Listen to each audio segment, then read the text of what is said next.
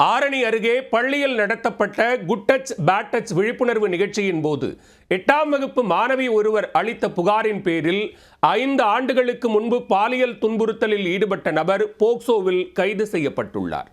பெண் குழந்தைகளுக்கான விழிப்புணர்வு நிகழ்ச்சி குற்றவாளியை சிக்க வைத்தது எப்படி?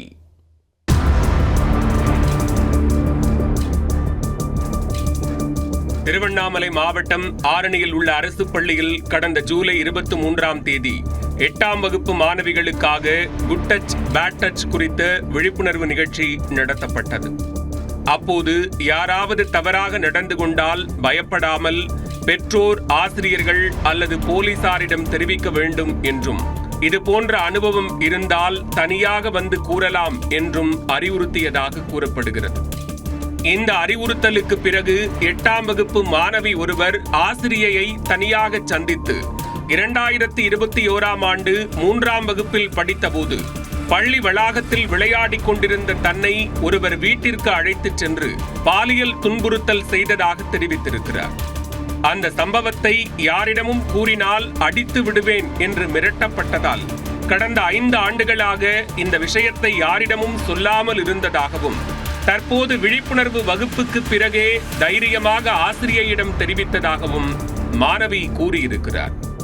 இதை கேட்டு அதிர்ச்சி அடைந்த ஆசிரியை உடனடியாக மாணவியின் தாயை பள்ளிக்கு வரவழைத்து நடந்த விவரங்களை தெரிவித்தார். பின்னர் ஆசிரியையின் ஆலோசனையின் பேரில் மாணவியின் தாய் ஆரணி அனைத்து மகளிர் காவல் நிலையத்திற்கு சென்று புகார் அளித்தார். புகாரின் அடிப்படையில் போக்சோ சட்டத்தின் கீழ் வழக்கு பதிவு செய்த போலீசார் விசாரணையை தீவிரப்படுத்தினர். விசாரணையில் ஆரணி டவுன் முனுசாமி தெருவைச் சேர்ந்த 42 வயதான ஐயப்பன் என்பவர் இந்த வழக்கில் தொடர்புடையவர் என்பதை போலீசார் கண்டுபிடித்தனர். இதையடுத்து போக்சோ சட்டத்தின் கீழ் ஐயப்பனை கைது செய்த போலீசார் திருவண்ணாமலை போக்சோ சிறப்பு நீதிமன்றத்தில் ஆஜர்படுத்தி வேலூர் மத்திய சிறையில் அடைத்தனர்.